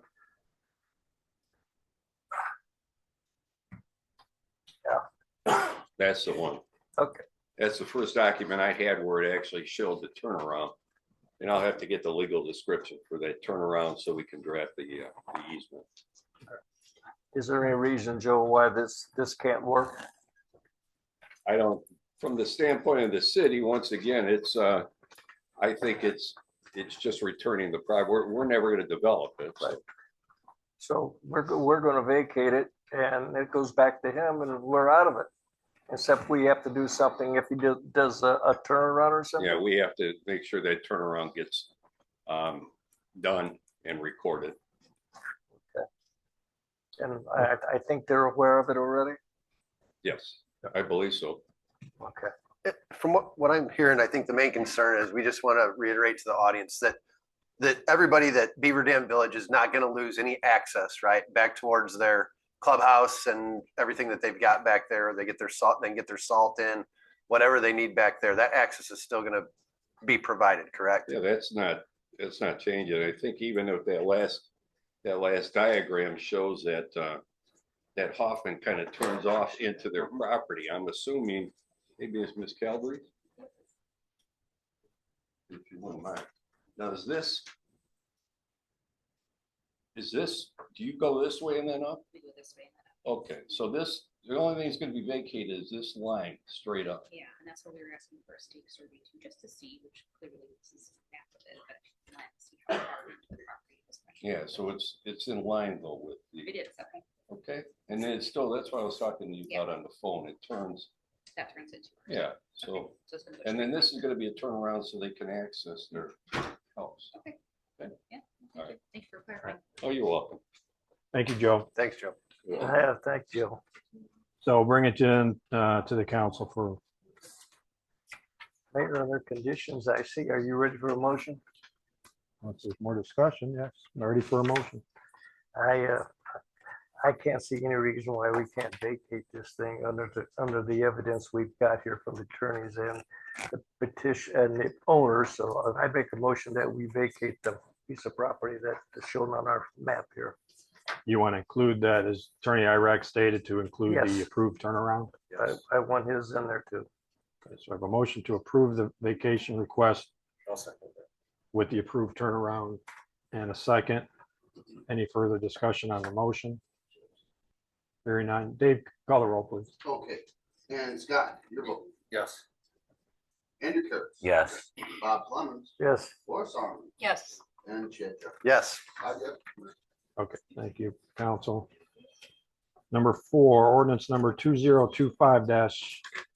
It's the ordinance to amend ordinance 2008-01-06 related to the responsible bidding practices. So if the council knows, they first adopted a ordinance. Zach, can you? First adopted an ordinance in 08 related to responsible bidding practices, and then it was amended slightly in 2015. So as from time to time, we take a look at, are we still up to date on things, and comparison to some other communities and what's prevailing out there.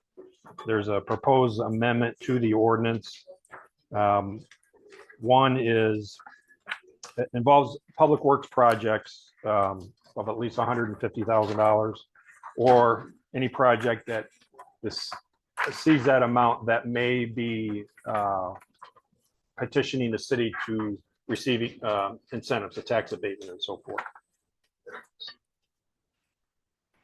So this would apply to that, if it's a public project, over that amount, and if they're going to approach the city for any kind of economic incentive, that they would fall under the ordinance. The second change is really just strict. There's already a provision in the existing ordinance. This is number 5. It just strengthens the existing section and relates to the apprenticeship program, to make sure that what is in place is actually a legitimate and well-run apprenticeship program. So you can see, and this is what is becoming standard.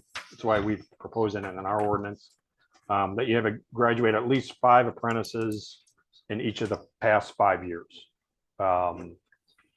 rather than our existing ordinance doesn't state that. So this just shores that up. It's important because, we have some and have had some larger, pretty robust developments. And we just want to make sure that when that time comes, if they feel the desire to approach the city on any kind of economic development package, that this ordinance is followed and protects our trades, it protects the workers up in our region, and that's paramount to not only getting the development done, but looking out for our home base workers. So those are the two. The rest of the ordinance remains intact. And like I said, just meeting with other communities, this has kind of become the prevailing provisions in or municipalities that actually have an RVO. If there are no impact fees pertaining to this, are we okay to complete this evening? Yeah, there's no impact fees. It's just, as I stated, just if you're going to approach a city, you got to make sure that you follow this ordinance. All right, then it's in fact, I'll move to suspend the rules. I'll second. Okay, so we have a motion to suspend the rules. I think Zach was the second. Yeah. Any further discussion on the motion? Yes. I read the original ordinance, and this might be really petty, but I just, in the first A under requirements, subject to perjury laws on a form designated by the city. That wasn't on the new ordinance. That line I just read was on the old ordinance, and I don't see it on the new one. What, I'm sorry. So under requirements number 2, A, that's where I wrote it on here. I don't have the ordinance book with me right now, but I don't know if anybody has So an it's ordinance book on them right now. accountability for what's given in the petition. Yeah. Action. I'd be in favor of leaving that in. Yeah, I would too. Why wouldn't that be left in? That's what I'm saying. It's an extra So cover for the city too. Can you just restate then what language you would like? it said right Left in. after, under oath by each contractor and subcontractor, subject to perjury laws on a form designated by the city. That was the old ordinance, and that's what should be still written in that. So you want that verbiage Absolutely. included in the To keep amended it the ordinance? same as the old. Keep yes. it the same. Please. Okay. I think that's kind of important, but kind of petty. I mean, It's not petty, no. Does the current will the application that's being used by those contractors, does that already include a perjury provision on that application? So maybe it's redundant. There's no specific application when you're talking about a bid for a public works project, other than there's a bid form. Yeah, isn't there the state form for bids? Would that be? There's a state bid form, but I'm not sure that language is on that state. Okay. I also wanted to clarify, meeting this criteria is simply the minimum. It doesn't guarantee, there's no language here that indicates it's a done deal then. I mean, it'll just be the minimum requirements. That's right. But it's still case by case, bid by bid. Yes. And I think we're just getting into sort of a different time where we're having developers that, these are international developers that are coming in asking for very, very large amounts of money and participation from the city. And I think it's just a way to protect the taxpayer dollars, right? If if the city is offering up any type of incentive to these developers, then, there's got to be some assurance that we're getting a quality product out of what we're participating in. Not only that, it seems to hold these people to a higher standard than too. So even from a health and safety perspective as well, it helps mitigate some liability from that standpoint. Yes, I would agree with that. So with that, I'll move to adopt ordinance 2025-0309 to include the additional provision. Dude, I don't know if we have a final vote on the suspend the rules motion. We had a motion and a second. Oh, I thought we all said aye. Oh, we Yeah. didn't. No, we Oh, didn't all say oh, aye. then we're all out of order. We're good at that. That's one of our best things. All right, but we do have a motion and a second to suspend the rules. All in Yes. favor signify with an aye. Aye. Aye. No. Opposed? Oh, then we cannot suspend the We rules. can't suspend the rules. So I'll move to read in title only and hold over for second reading ordinance 2025-0309. Okay, so we have a motion to approve. Do we have a second? And a second. Any further discussion on the motion? Hearing none, all in favor signify with an aye. Aye. Opposed? Motion passes. Thank you, council. And then we'll see the amended version of this for second reading. Yeah, because we'll have that language that Scott wants. Thank you. Number 5, ordinance number 2025-03-11, an ordinance authorizing a park impact fee additional appropriation, first reading. Adam? Yes, Mayor and Council, before you is an additional appropriation that we're looking to the Park Impact Fee Fund. I believe in Discovery, as we were paying invoices for the skate park, we started to draw off the budgeted balance there, but I believe in doing so, Sheriff, if I'm not mistaken, that should by ordinance be a non-reverting account, correct? Yeah. So what we're looking at doing is, since we only budget a certain amount, there is cash available in that fund. That should be there for expenses as necessary. Specifically this project here, we're just asking that cash available be appropriated, that's sitting there right now, to be used and expensed for the ongoing projects. So I know most of this board is aware, but several years ago, we had the Park Impact study that was done. Those fees that come back in for those developments pay for that. They are only allowed to be paid for certain efficiencies that we have.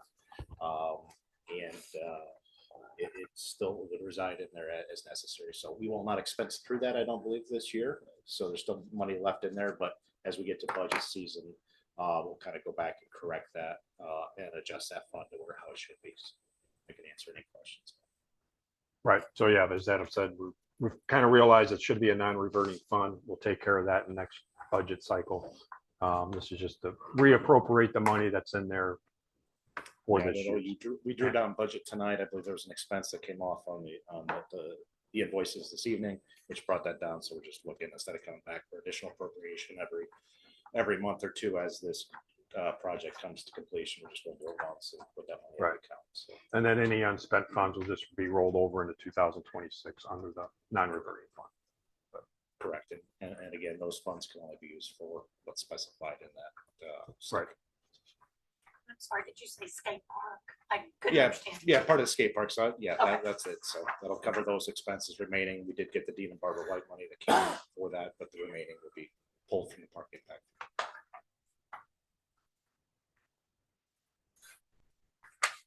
Okay, thank you, Adam. We'll bring this to the council. I'll move to read in title only and hold over for second reading ordinance number 2025-03-11. Okay, we have a motion to approve. I'll second. In a second, any further discussion on the motion?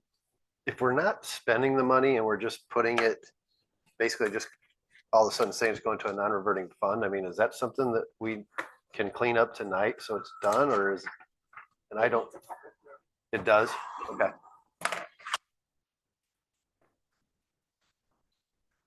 Any further discussion on the motion? Hearing none, all in favor signify with an aye. Aye. Opposed? Motion passes. Thanks, Adam. Number 6, conflict of interest form. I believe we have one for the council to review and take action.